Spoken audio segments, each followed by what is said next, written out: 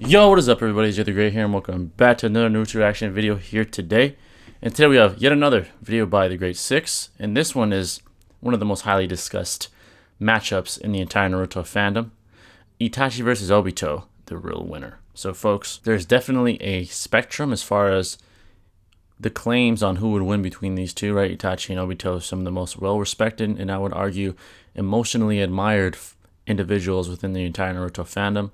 Hence, the wide spectrum of opinions based on this topic. However, breaking this down as objectively as I can, I would lean towards Obito, right? He has the more impressive feats, even in just Orange Mask alone. Itachi was getting sick throughout his life, right? So you could argue from a rational standpoint, he was increasingly becoming weaker and weaker. At bare minimum, his stamina was decreasing, gradually as time went on, as time progressed in his life. And I would argue sick Itachi would probably lose to Obito, probably have the inferior reaction times to him, etc. And I think there's just more for Obito winning. However, I think there is arguments to be made for Itachi, most definitely, and implications that can be extrapolated from Obito's own statements that he made himself out of his own mouth. Right, so this is a very interesting discussion. I'm curious to see what Six extrapolates from the manga and the anime and what his claim will be on this one. But before I begin, I'd really appreciate it. Hit that like button, turn on bell notifications to stay updated with yours truly. And if you're new and you enjoy Man, you mess with the kid, make sure to hit that sub button because once you do become part of the family forever. Let's not waste any more time screen. Let's see what Six says today about this one.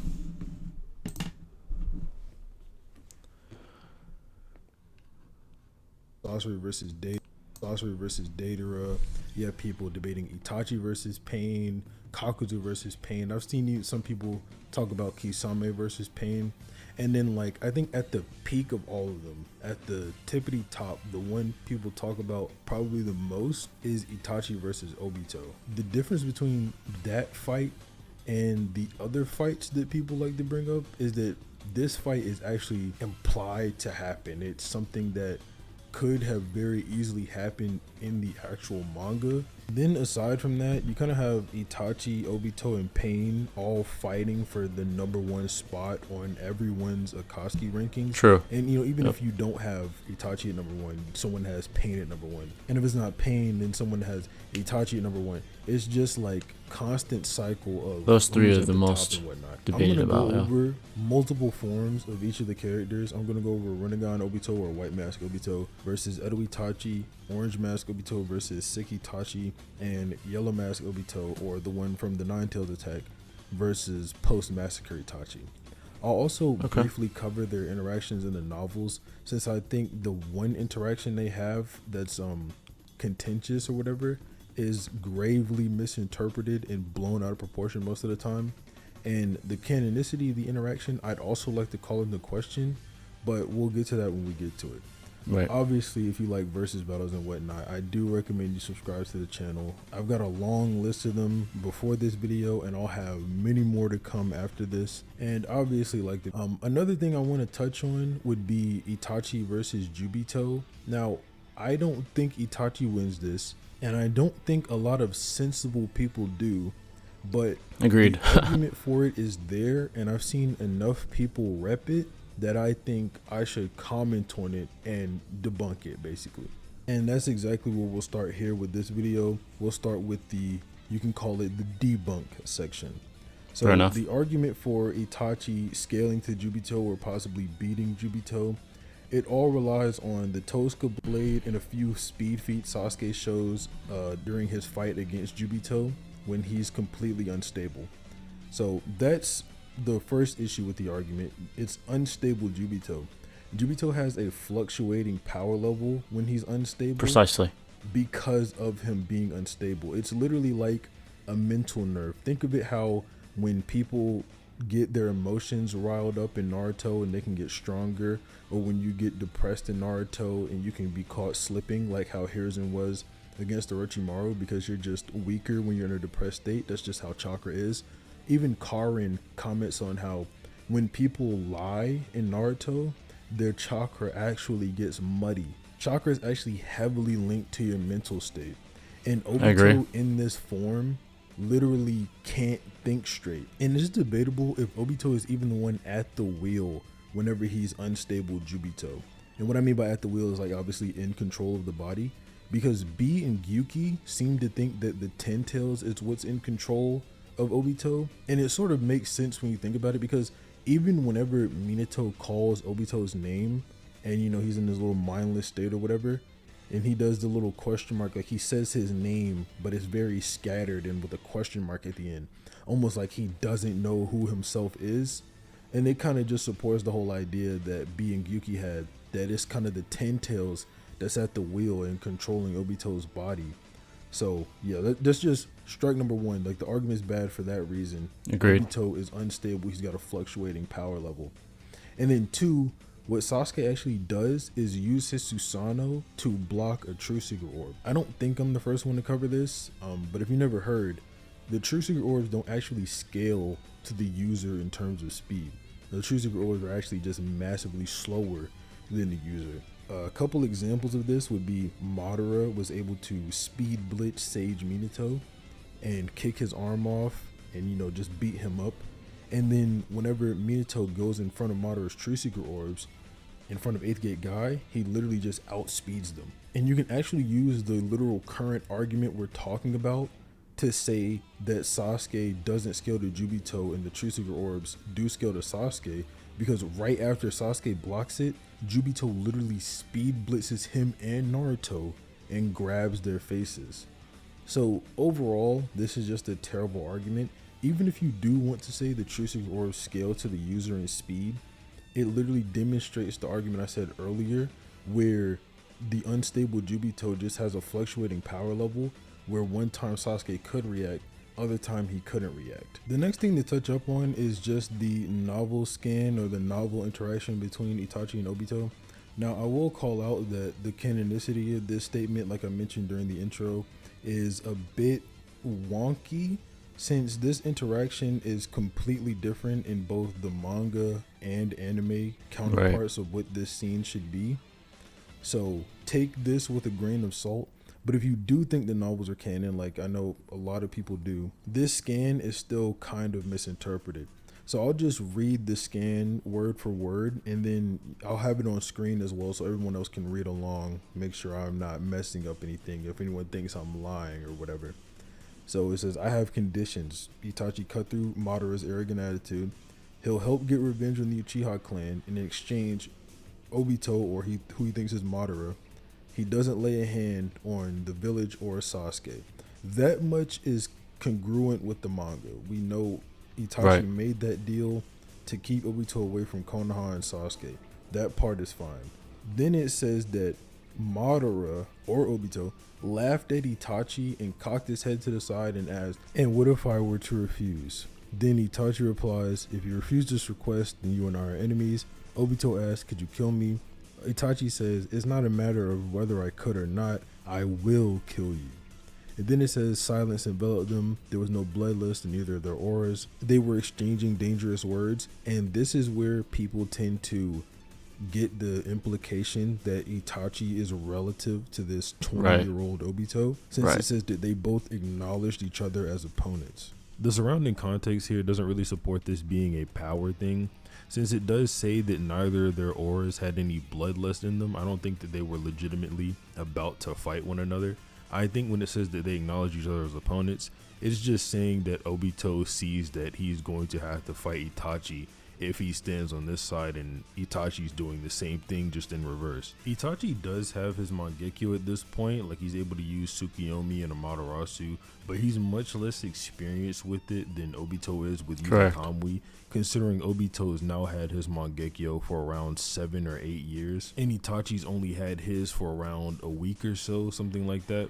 He doesn't even really show too good of prowess with Tsukiyomi until the night of the Uchiha massacre, which is a couple days after this, which maybe you can imply he was doing some type of training with his Mangekyo or something like that. And he's also getting stronger during the massacre from all of these heavy emotions that he's feeling. Like Tobirama says, that stuff just all helps power the Sharingan. Correct. So I don't really think that Itachi would be able to take out Obito at this stage at all. He doesn't even show the capability of using Amaterasu until after this, so I can't give Itachi the win over 14-year-old Obito. I know that the statement and situation we're referencing here is 20-year-old Obito, but if anything, 14-year-old Obito is more dangerous in combat considering he has the chains with him, and that if he runs at Itachi with the chains similar as what he did with Minato, Itachi has no escape for that. He has no flying Raijin to escape.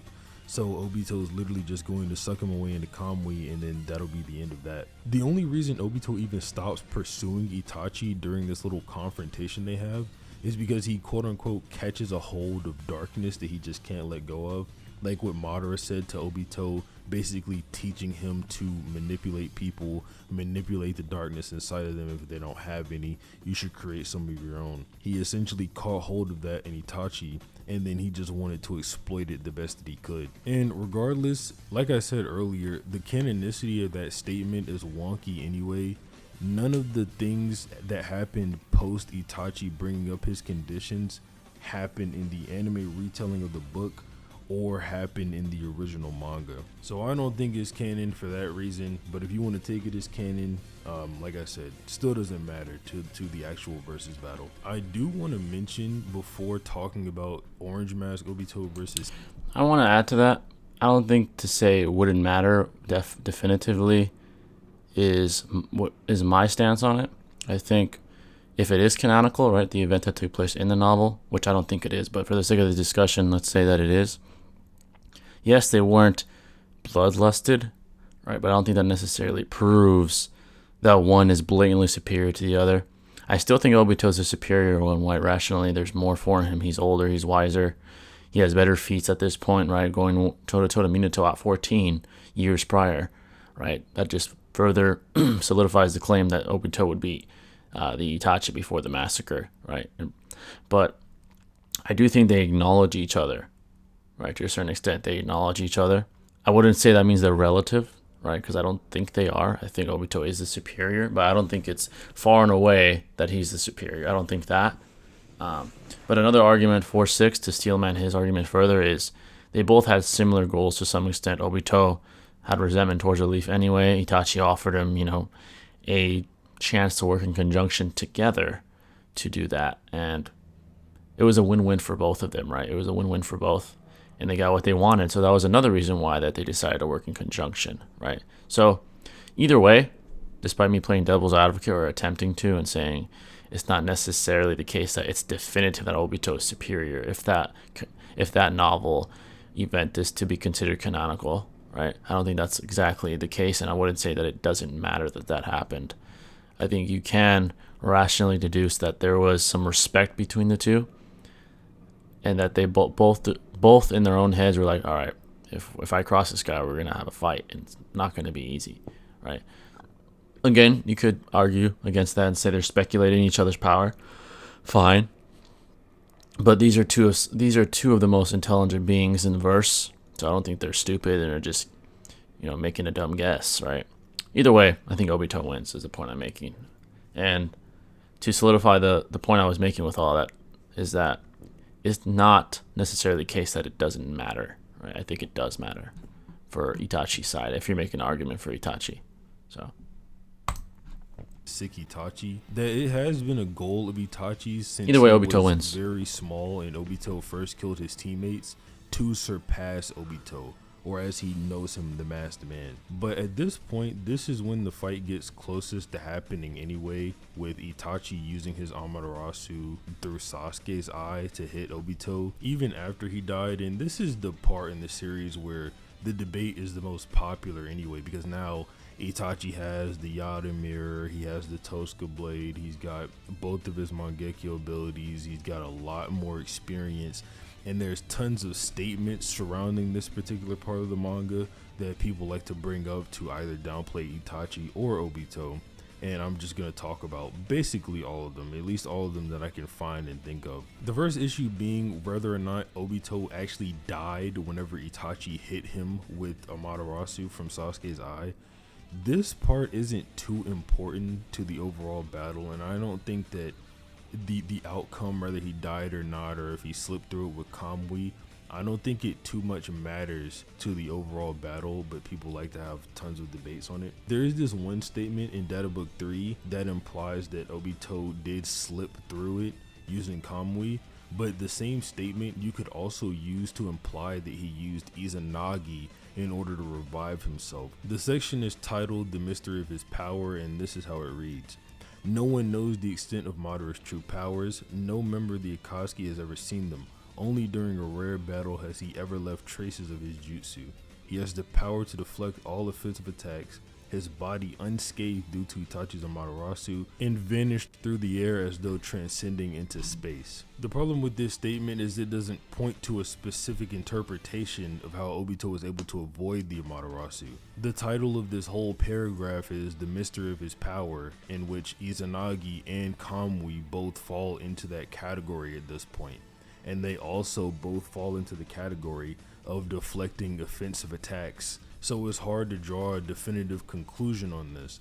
I will say Obito does mention, and this will be getting into another statement that's commonly brought up with this debate, but Obito does mention that if he didn't keep some secrets from Itachi, he does think that Itachi would have killed him.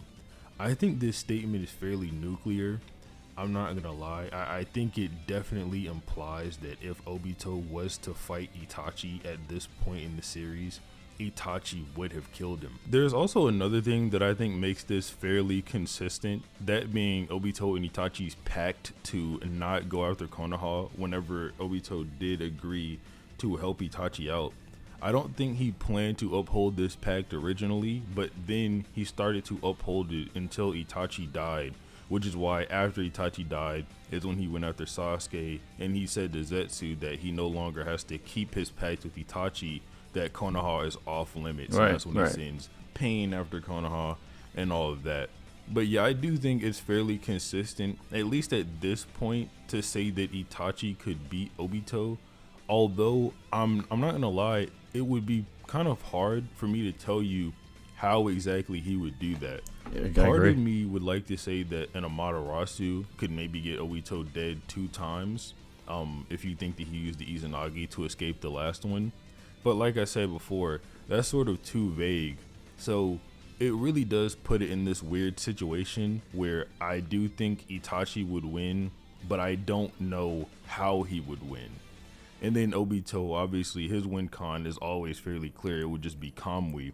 Exactly. But even then, when you look at the specific sentence structure or the page structure where Obito is talking about how he feels like Itachi could kill him, he says the part that Itachi could kill him in his head, and then the rest of the things he's saying out loud, which I think could imply that he doesn't want to actually say that to Sasuke.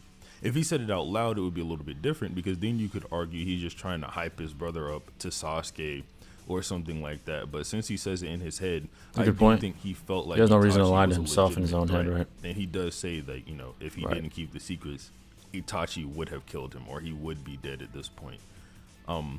You could maybe possibly make some arguments about how the Yada mirror would interact with Kamui, and maybe it would neg the fact that Obito could go intangible, or maybe the Totsuka blade wouldn't proc the intangibility on Kamui and he could get him with that, or something along those lines. But it's really hard to tell, and I don't want to get too fanficky with it, so I'm just going to leave it there and say I think Itachi could win, but I definitely could see the arguments for Obito winning. But I think that Obito's statement and the surrounding context kind of just supports Itachi winning that. Now, getting into Rinnegan Obito versus Edo Itachi, this fight is sort of even more vague than the last one, because Obito gets some vague amount stronger because he now possesses the Rinnegan. Correct. And Itachi gets some vague amount stronger because it's ambiguous, he's no right? longer sick, exactly. And he has much better stamina and things Correct. along those lines. I will say Itachi's fight with Kabuto doesn't really help here, considering we don't really know how Kabuto scales to Obito. Even with his Sage mode and then post curse mark thing, I did a video about this before, but yeah, it's kind of hard to tell how they would scale to each other to say that Obito would then lose to Kabuto or vice versa. The best argument is the inferiority that Sage Kabuto was implying when dealing with Obito when they were trying to work in conjunction, right? And he really didn't get Obito's respect until he saw Madara's Edo body. That's when he was like, oh fuck, okay, so I gotta work with this fucking snake, literally. So I would argue Kabuto implied inferiority to Obito. I think he stated something along the lines of, oh, I can't take this guy on, or something like that. So he's implying inferiority. I think that's not a definitive piece of empirical evidence to imply who would win, but I think it's a pretty solid piece of evidence. Not a definitive one, but a solid piece if you're arguing for how Obito scales to Sage Mode Kabuto, right?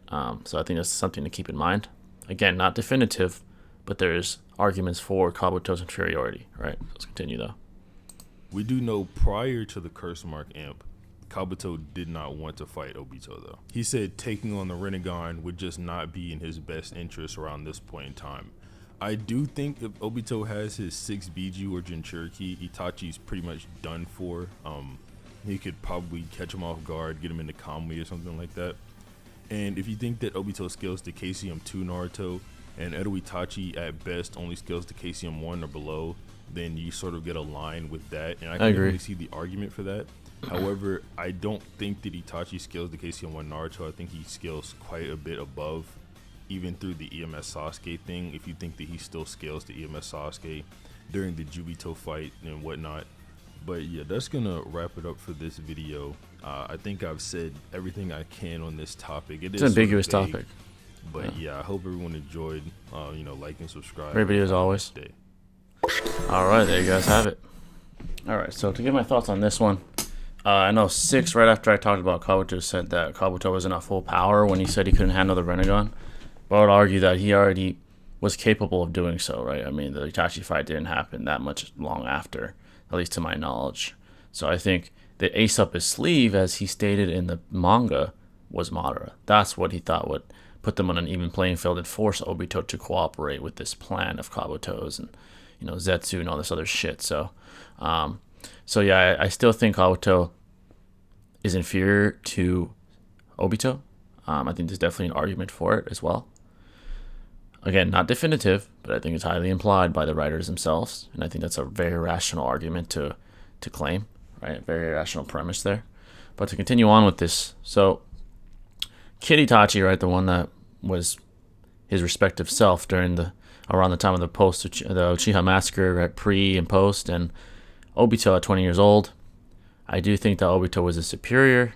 I think rationally, like I said previously in this video, he has the upper hand experience. He has the more impressive feats as well. Another thing you can mention here is the fact that Itachi seemed to respect his father right before he was about to kill him. He said, "This is the worst possible matchup for me," right? Implying maybe he thinks he's relative or maybe even inferior to his own father to some extent. Again, not definitive, but can be implied safely, right? So from that, you could say, well, obviously Minato is stronger than Fugaku, or at least it's highly likely that he is, because he won the job of Hokage, not Fugaku, and they were both 4th Hokage candidates, right? Again, this is all headcanon, but I think it's very rational headcanon. It's not definitive, it's not empirical. Well, I am mentioning empirical evidence on the events that took place and extrapolating rational arguments from them, right?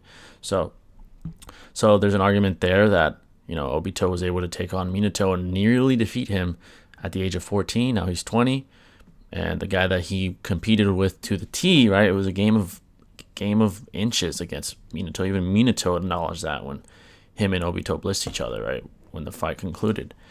From that, you can extrapolate. Well, Obito is more than likely superior to Fugaku as well, who Itachi also respected, right? Again, respect leaves us in an ambiguous position because it doesn't necessarily give us a definitive scaling here, right? Power scaling wise.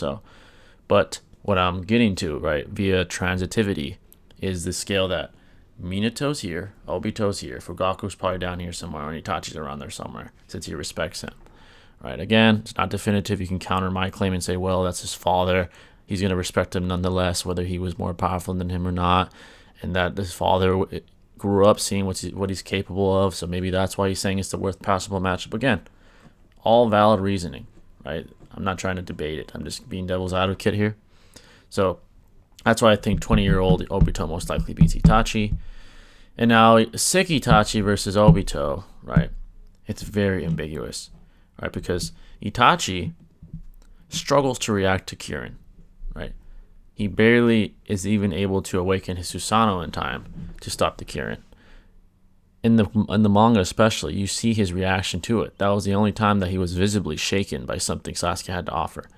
There's even a question mark to imply a shock within his heart. He's like, holy shit. When he saw that Kirin had to awaken Susanoo, that was a telling in the battle. That implies his reaction times, right? Barely able to react to it. Obito's able to react to someone of Minato's caliber. If you compare lightning strike, right, which is what Kirin is, to the flash of lightning, which is the speed of light, it doesn't even compare. Again, that's my train of thought there, so that can give you some speed scaling. So overall, I know Obito said that Itachi could probably kill him. Right? He says, fortunately, I managed to keep a few secrets even from him. If I hadn't, I'd be dead right now. Right now. Right? So he's talking about the specific case that just took place. It doesn't necessarily imply that he would lose in any case. Right? Not any case, but this specific case. Right? So using propositional mathematics, right? His proposition is, I'd be dead right now. So he's claiming I'd be dead right now if Itachi knew my secret. Right? This is what he says. Right? So the proposition isn't explicitly indicating that he would lose in any event. He's talking about the right now, the event taking place now. Hence, Itachi knowing his secrets results in him dying in this specific case right now. Not him knowing his secrets results in Obito losing in any and almost all cases. That's an important distinction when arguing for Obito. I just think Obito wins. I think he has the reaction times, he has the hacks for it, and he has an MS himself, which is implied to be at least somewhat resistant to Genjutsu, right? Maybe he won't exactly just hard counter the Tsukuyomi, but either way, I think he has the reaction times to beat him anyway. Before he can even fire his synapses, I think Obito would be on his ass. That's my opinion, and I think the arguments I presented give some solid foundations to the premise. As far as Jubito versus Itachi, what are we talking about here? He fucking folds Itachi. I mean, he fucking folds him. I think even unstable, he'd fuck him up. We saw him blitz fucking people stronger than or faster than Itachi. KCM2 Naruto and EMS Sasuke, who got stronger from the beginning of the war arc. So Jubito fucking smashes him. He blitzed Minato. He fucking blitzed all the Kage. Like, that's not a discussion. So this was a very interesting video. I just wanted to play devil's advocate for the sense of making it clear that this is more debatable than people think. Especially Itachi versus Obito when they're adults, and it's definitely it's debatable and is interesting to discuss. There's a lot of detail, right? And you can interpret these details in different ways to come out with different premises, right? And build different foundations for these different premises. So I would actually like to hear you guys' thoughts on this. Again, this is all ambiguous, right? And only the best debater will get the better of the exchange in any such a debate. So let me know your thoughts in the comment section below. What are your thoughts on this? What do you think wins? Why? And do you think it's close? Do you think it's one-sided? Let me know as well. I'm always interested to hear your guys' thoughts. That's going to wrap it up, folks, and I'll catch you in the next one. Jay the Great signing out. Peace.